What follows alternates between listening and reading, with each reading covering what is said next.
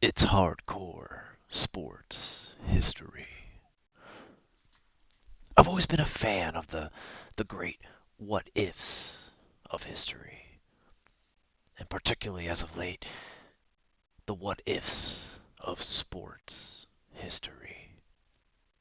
What if the 1996 Michael Jordan led Bulls played against the 2018 Golden State Warriors? How would the Warriors defend Michael Jordan? How would the Bulls defend Steph Curry? Could the Bulls handle the shooting of the Warriors? Could Phil Jackson deal with Steve Kerr's offensive mind? It's marvelous to think about.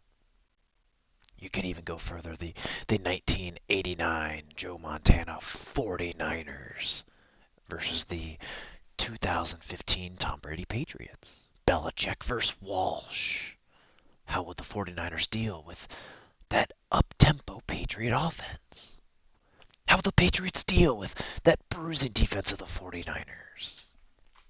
You can take it old school and go with the 1927 New York Yankees. Murderers Row. That's a great name for a team. Murderers Row, maybe the best of all time.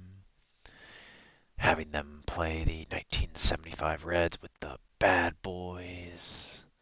Murderers Row versus the Bad Boys sounds like a great monster movie. Could Murderers Row score enough runs to keep up with the Big Red Machine? Maybe we could even translate this to hockey. I know many people aren't hockey fans, but I grew up watching it. A great team like the 1997 Detroit Red Wings versus the 1984 Wayne Gretzky-led Oilers. Could one great player defeat a team of really good players? How would the Red Wings defend against Gretzky? It's so great to think about. This even works for maybe tennis, Sampras versus Federer. How would Federer deal with the power of Sampras? Could Sampras compete with Federer's athletic ability? Well, the story I want to tell you today is unique in this aspect because both of the teams I'm going to be talking about were from the same season, in the same sport, with the same rules. It is much easier to compare these teams than it is teams from other decades, or even teams from other generations. There's a skill gap, we'll say, because of nutrition, because of ways people work out. We have statistics from both these teams in the same year, in the same sport, with the same rules. It's just marvelous to think about. But now I don't have to tell you how fascinating this is to me because I grew up a fan of both of these teams. Now, I was obviously a fan of one over the other, but I was drawn to both of them. Now, both these teams we're talking about, they were known as college football blue bloods. They were the equivalent of football royalty. Think the kings and princes and khans of history. Teams that are proven, consistent winners with legendary coaches and players, legendary fan bases, amazing facilities, and national championships. Now, national championships is the key here because one of these teams has won two of the last three in dominating fashion, while the other was seeking their first championship in decades. But they were always just nipping at the tail, winning it all. The teams of course I'm talking about today are the 1997 Nebraska Cornhuskers and the 1997 Michigan Wolverines. Now we begin this story. It was the year 1997. The tension was building between two of the biggest powerhouses in NCAA football history. Some could argue that, but for the sake of this podcast, we will say that they were two of possibly the greatest teams of all time. The Cornhuskers of Nebraska and the Michigan Wolverines each had claim to what they believed was rightfully theirs, the national championship. This made for a great story, and many experts and fans would often predict who would win between these two programs. They still do it today. If I'm sure you use Google, you can Google a few things and find stories that were just put on the web recently. How would that Nebraska offense play against that great Michigan defense? What would that great running back of Nebraska do against Charles Woodson? A war of words raged across the United States in 1997 amongst college football fans. Husker players telling the media that they would play the game anytime, anywhere, which is lovely to think about, playing in someone's backyard. No fans, just the teams. I get all giddy thinking about that. Michigan players were saying how ridiculous it was to even share the title with Nebraska. And in this podcast, I will break down each team and give my opinions on them, and if they played, would it have been the greatest or not? Now, during this time, in 1997, the mid-90s, Nebraska Cornhuskers were known as the Big Red Machine. Now, as a wrestling fan, I'm smitten because Kane is my favorite wrestler, and Nebraska's my favorite team, and they share the same nickname. Maybe that's just by divine coincidence. Nebraska was 60-3 in 5 years with 2 national championships and 4 conference championships. But they didn't just win games. They did not just beat teams. They eviscerated them. The 1997 Cornhuskers came into that season with great expectations. The seniors on that team had already won 2 national championships and were greatly bitter at the 1996 season. They were coming into that 1997 season with their great coach, Tom Osborne. Now, Tom Osborne was quite simply one of the greatest and most legendary coaches of all time. Some might say up until recently, in 1997, or let's say 1994, that he was underachieving. He had lost 7 straight bowl games at one point, lost multiple national championship games. Some Nebraska fans even wanted him fired, which is insane. I mean, the man won 85% of his games, folks. 85%. I think any of us in Vegas would take those odds. I certainly would. But again, it's unheard of. But he still had trouble winning the big one. Of course, that changed in 1994-95, when he arguably had the greatest teams of all time, winning back-to-back national championships. I find it amazing how that can calm a fan base down. But when I think how rare it is to win back-to-back national championships, I wouldn't wait for it to happen often. Tom Osborne held a record of 255-49. I always like to compare Tom Osborne to one of those great generals in history. Generals like Patton, Grant, and Schwarzkopf. But at the beginning of the 1997 season, rumors started to leak that Tom Osborne was going to retire.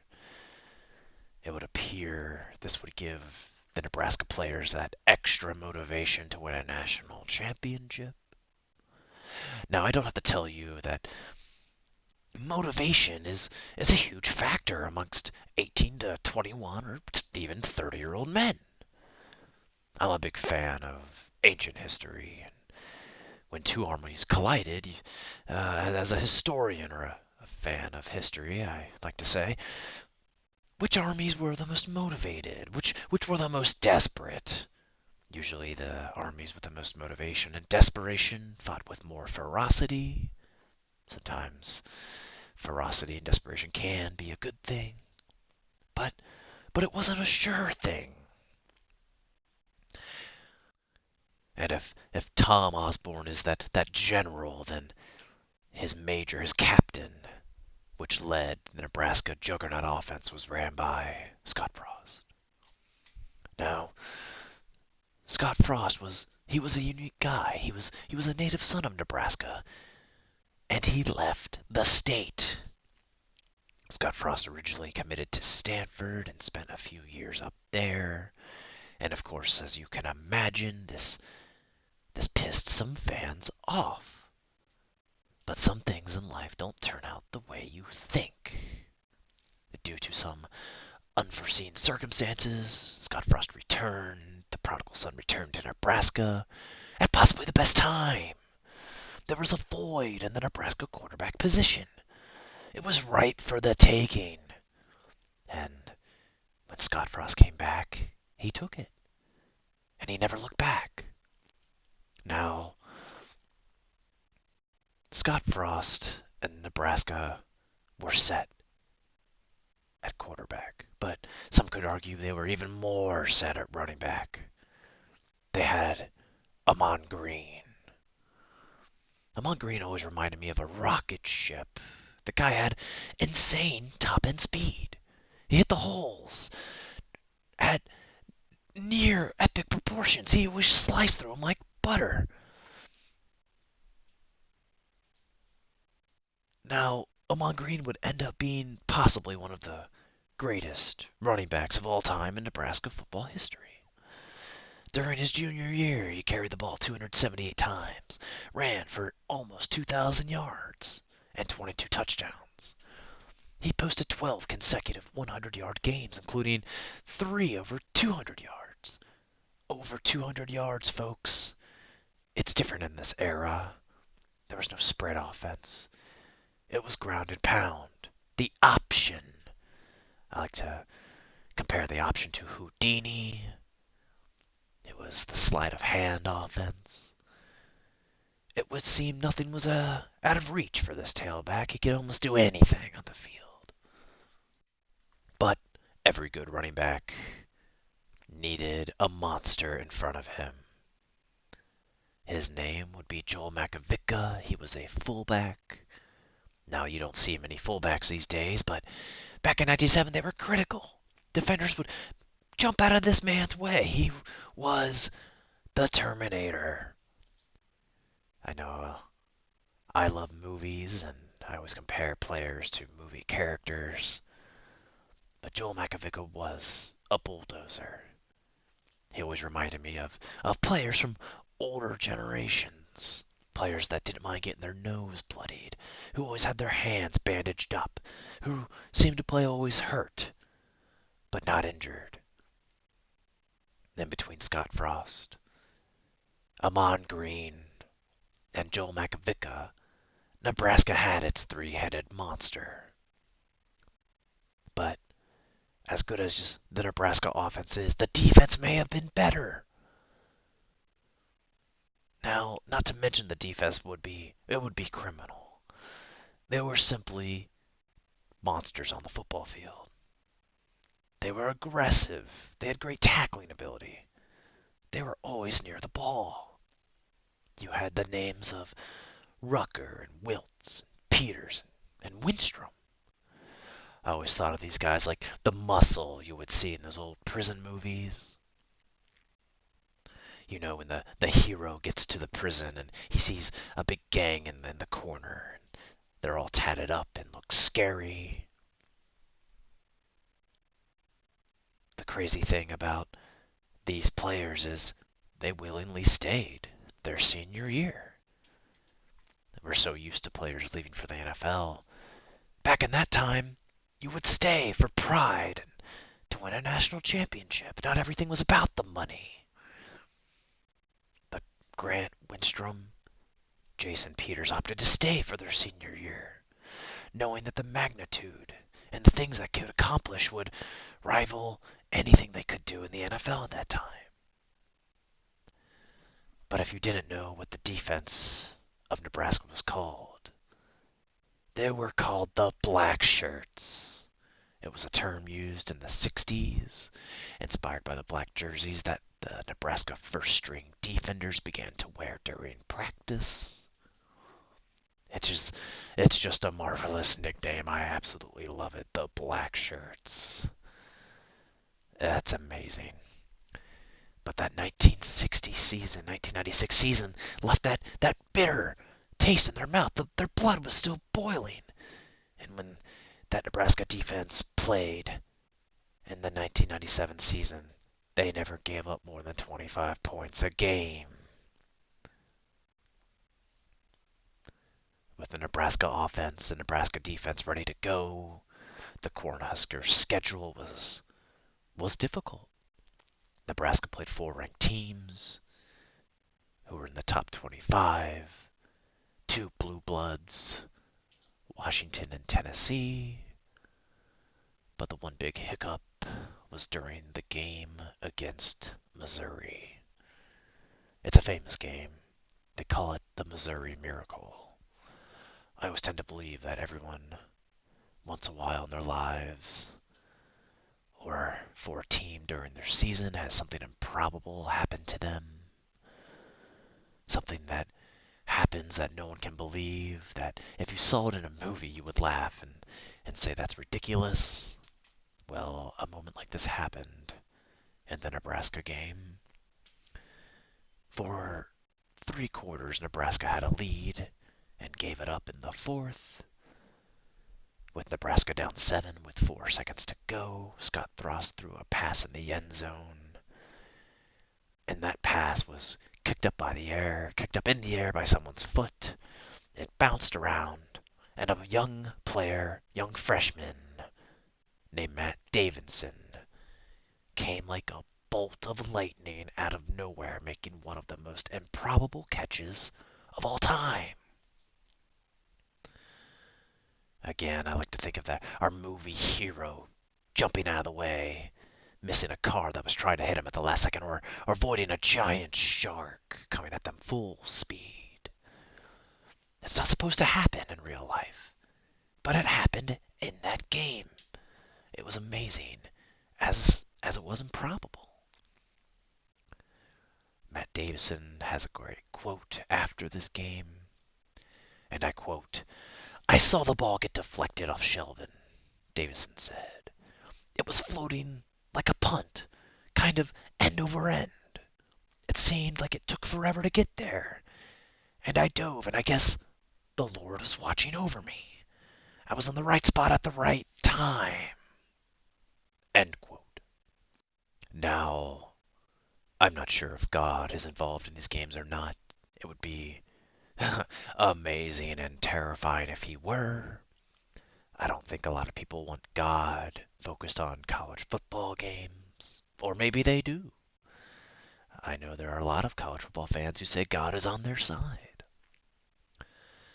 But after that game, Scott Frost, the fearless leader for Nebraska, had this to say, and I quote, "Our dream is to win a national championship. Luckily, we found it deep inside us to keep those dreams alive." End quote. Now, indeed, those dreams were alive, but they were on life support because the Michigan Wolverines were coming.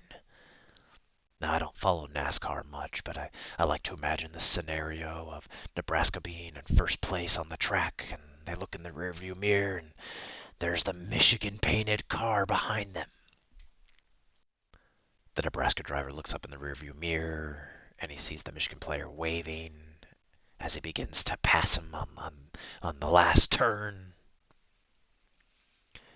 And the Missouri Miracle game is what caused Michigan to jump Nebraska in the polls.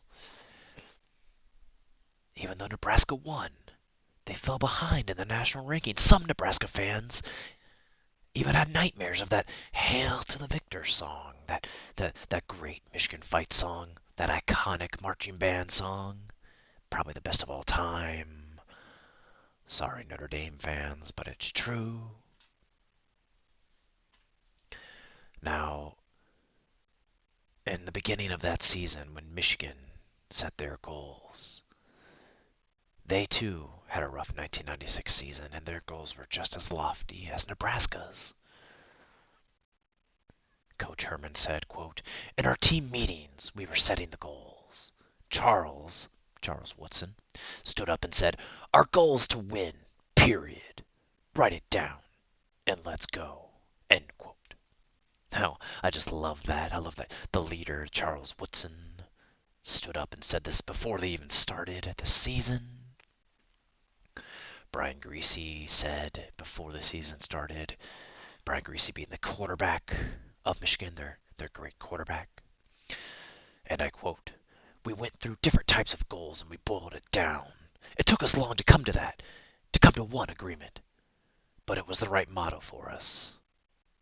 Write it down and let's go." End quote. I sometimes like to compare the 1997 Michigan Wolverines to the Mike Tyson of the 80s because they were destructors, destroyers. It would be hard for me to distinguish them from this team, from an NFL team. Looking at them, they were big, they were fast. If you were to put the 49ers logo on them, it might take me a while to distinguish the two. The 1997 Wolverines came into the season as stacked as any team. They had the talent, the depth, almost everywhere you looked. They had the relatively new coach, Lloyd Carr, leading them, and the table was set for a college football national championship. Now, the Michigan offense, before I begin to talk, I want to mention the optics of what it was like to see Michigan on TV. I just talked about how big and fast they were, but more importantly, we have to talk about their uniforms, their glorious uniforms that are consistently voted the number one best uniforms in all of sports. I like to compare that to those great gladiators who fought in the arena with their amazing lion helms and their silver chest plates with the mighty heroic sketches into the metal. That is essentially what the Michigan uniform is. That is what the gladiator uniform is. It's just grand. To be honest, I'm quite jealous. They have great colors and a great quote for their colors: the maize and blue. It's just glorious. So you have the optics of this team just looked great on television, and that holds a lot of weight in this day and age where technology is ruling our lives essentially, and we're very impressionable. But that Michigan offense was led by Brian Griese. Brian Griese was essentially football royalty. His father was the great Bob Griese, a former NFL quarterback. He literally had NFL blood running through his veins. He had the blood of greatness. There was always something fascinating about living up to the expectations of a great father or mother. How do you live up to their expectations? How do you deal with the immense pressure, the family legacy? Well, Brian Griese did just that. And by looking at him, you would agree. He was born for this. He was 6'3", 220 pounds. He was the perfect pocket quarterback. He would throw for over 2,000 yards and 15 touchdowns. He was a smart, solid, capable quarterback. He knew the playbook like the back of his hand. He was a perfect fit. The perfect jigsaw puzzle. He was perfect for that Michigan system. Behind him, you had Anthony Thomas and Chris Howard. Both of these running backs were tremendous runners in their own right. They avoided breaking tackles in the open field. It was indeed their gift. They gave Brian Griese great passing options out of the backfield if his wide receivers were covered. Now, the receivers did produce, but it was the running backs and Brian Greasy. And I can't not talk about Charles Woodson. Now, Charles Woodson, without question, is one of the greatest college football players of all time. Words can't describe how talented he actually was. Never before, or even since, had there been a player like him. He was not only a great defensive player, but a great offensive player at times too. He was so great, he became the only defensive player to win the Heisman Trophy. Now, I don't know how many of you know about the Heisman Trophy. I assume most. But that trophy is essentially made for an offensive player. It is tailored for an offensive player to win. And for a defensive player to even get voted for is a miracle. Charles Woodson won this award. It's supposed to go to the best player in college football. And Charles Woodson was indeed, without question of a doubt, the best player. But if my comments aren't enough about Charles Woodson, let's hear what Nick Saban had to say. Nick Saban, that pretty good coach. Or who am I kidding? He's the greatest coach of all time. At that time, Nick Saban coached Michigan State, so he had the pleasure of playing Charles Woodson. And this is what Nick Saban had to say. And I quote, "I've been coaching this game for a long time in the leagues of the NFL, the Big Ten, and the SEC. And Charles made a jump at an interception that I'll never forget. It was one of those plays where you say, how did he do that? He was a phenomenal player. They used him on offense, and he was phenomenal. There are only a handful of players that can do that, make a difference in a game on offense and defense. But he did. It's harder on doing defense because you don't have the ball in your hands. But the guy made a lot of different plays in a lot of different ways." End quote. Now, it's always great to get that praise from a coach, but Charles Woodson got it from everyone, including the great commentator Keith Jackson. Keith Jackson, that great ABC broadcast commentator. Here's what Keith Jackson had to say about Charles Woodson.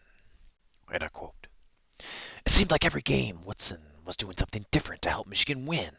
And it was usually something spectacular, like an interception or a fumble recovery.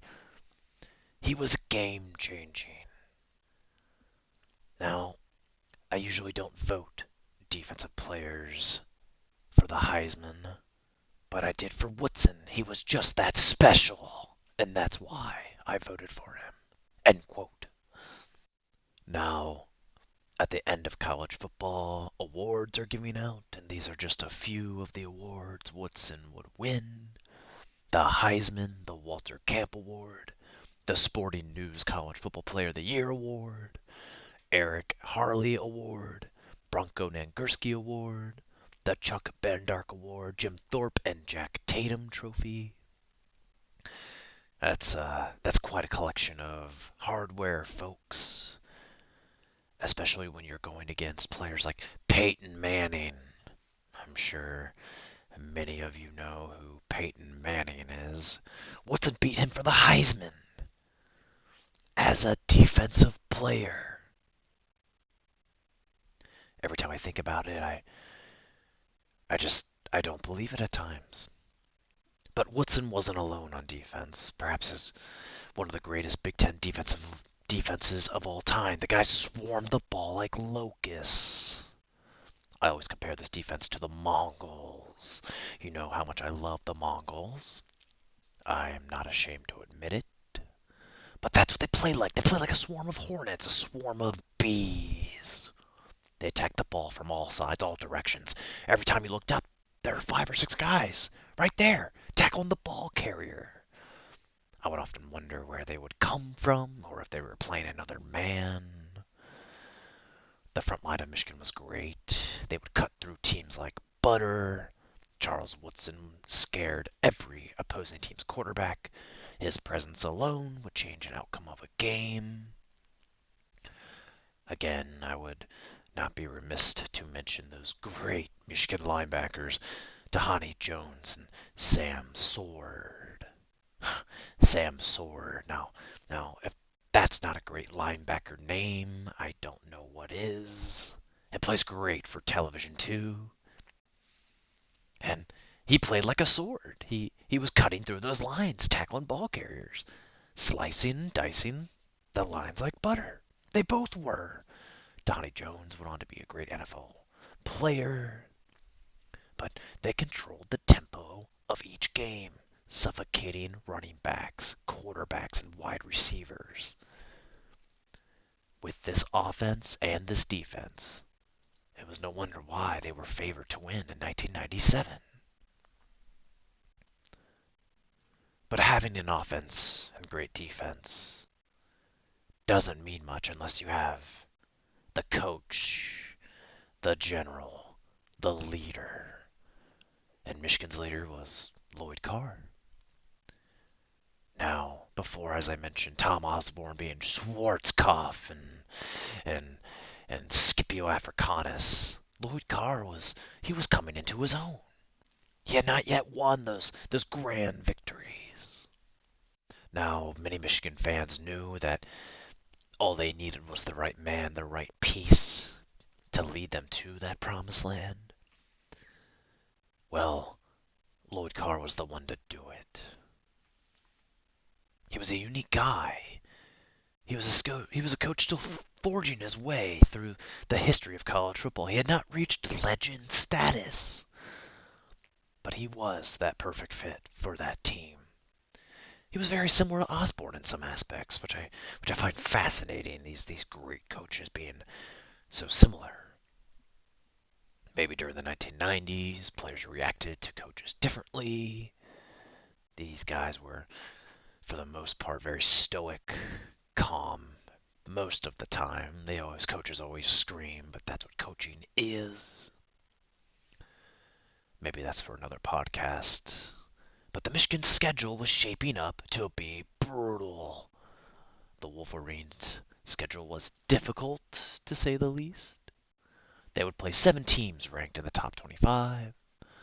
4 of those teams would be ranked in the top 10, beginning with an early test against Colorado. Now, the Colorado Buffaloes are a team that, unfortunately, every Michigan fan knows about. It all began with the infamous play of Cordell Stewart, the Hail Mary pass, which gives Michigan football fans nightmares till this day. They were able to exorcise these demons in 1997, only to go against a number 3 Penn State team the next week. But Michigan would prevail, and through the season they eventually catapulted Nebraska. You know, that Nebraska team that barely squeaked by Missouri. The only thing preventing Michigan from an outright national championship was their arch rival, Ohio State.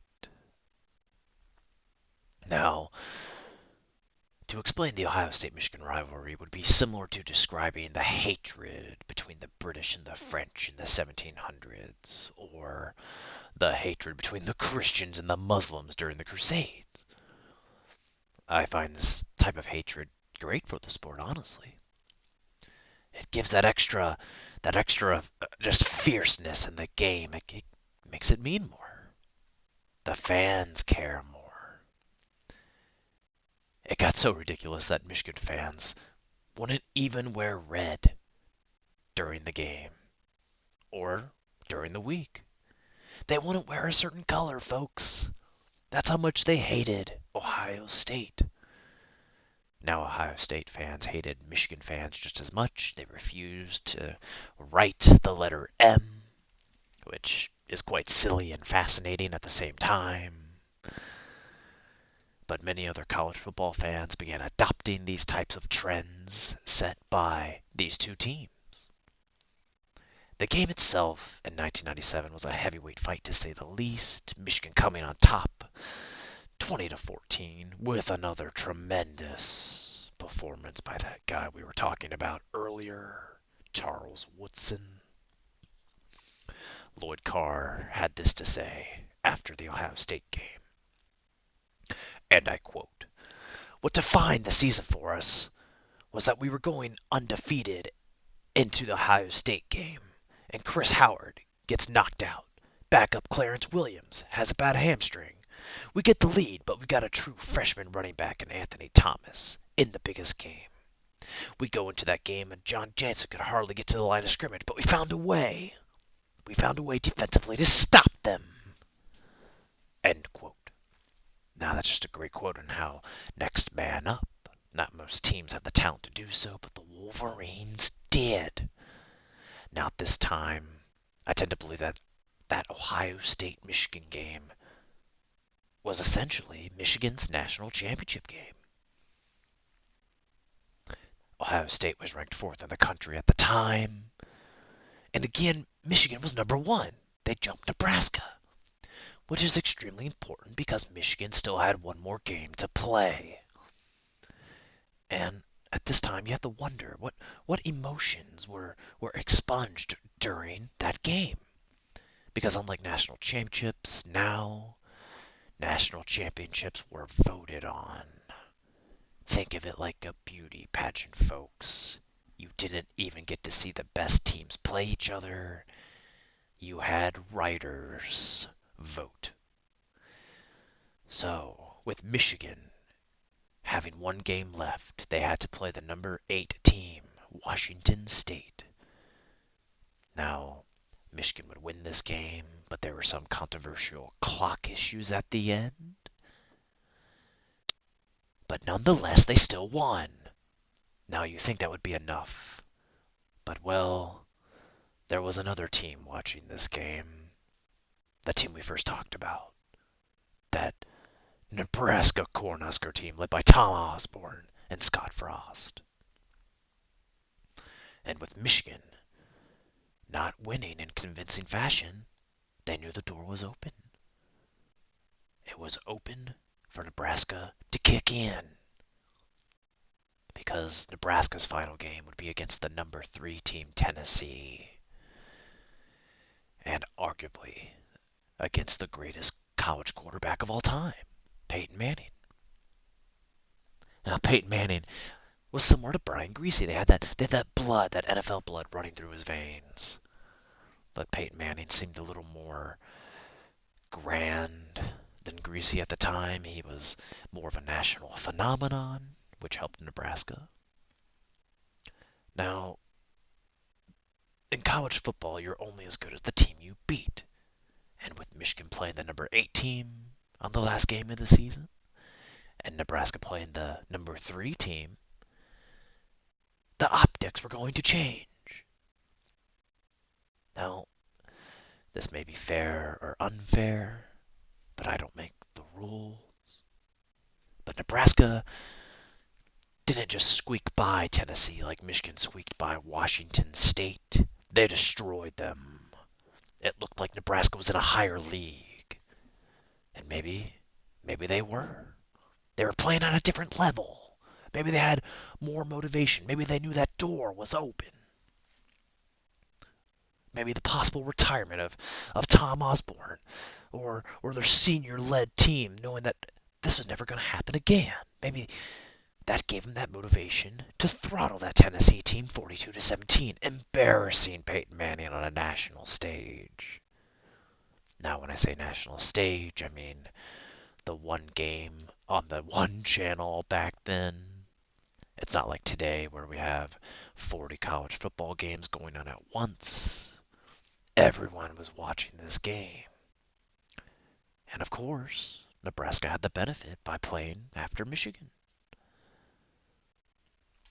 Scott Frost had a great quote after the Tennessee game. And I quote, "If you look in the mirror and look at yourself and say if your job depended on playing either Nebraska or Michigan, who would you rather play? End quote. Scott Frost has been a thorn in Michigan fans' side for many years, and I believe this is the quote that has given Michigan fans nightmares. And I quote, "Well, it feels great. I'm proud of this team. I'm proud to play for Coach Osborne. And I just want to see about the national championship. If the pollsters believe that after this game that Michigan could beat Nebraska, by all means, vote Michigan. I don't think there's anyone out there with a clear conscience that can say that. I don't think there's anyone out there that doesn't believe that Tom Osborne doesn't deserve a national championship." End quote. Now you could say that's a bit of lobbying, of which it was, of course. But at this time, that's what you had to do. It was a beauty pageant, folks. And that being said, those Michigan fans, once they heard this Scott Frost quote, no, they were angry, folks. This is a great quote from an anonymous Michigan fan, and I quote, "Scott Frost isn't even the dirt under our feet." End quote. Now, I just love the hate that his quote has generated towards the Michigan fan base. A lot of Michigan fans blame that Tom Osborne retirement tour. The sentiment was the sentimental vibe was going for Nebraska. The sentimental vote was going Nebraska's way. But to be fair, Nebraska fans feel that since they had to defeat the higher ranked opponent and Peyton Manning, they were the better team than Michigan. I always like to think what would have happened if Michigan beat Washington State by 40 or 50. Would we be even having this conversation? The great thing about imagining these two teams playing each other is the strength versus strength, the battle of the trenches, power versus power. Whose will was stronger? What coach would have made more adjustments? Which quarterback would have made the biggest plays? I like to compare it to the ancient Romans against Hannibal and the Carthaginians. Two rival nations, two rival teams in their prime. Hannibal versus Scipio. Unfortunately, we will never know. We will only have to dream of what happened, whether it be hail to the victors or the big red machine. The argument will indeed echo in the histories. As the great Keith Jackson once said, and I quote, "Amplify, clarify, and punctuate, and let the viewer draw his or her own conclusion." End quote. So I leave it to you. What is your conclusion? I'd like to take a moment to thank you, Dan Carlin, for inspiring me to do this hardcore history sports version. In no way am I trying to poke fun of Dan Carlin. I just love his style of podcast, and I am doing this for sports history. Please check out Dan Carlin's podcasts. They are amazing. If you love history, you will love them. Thank you.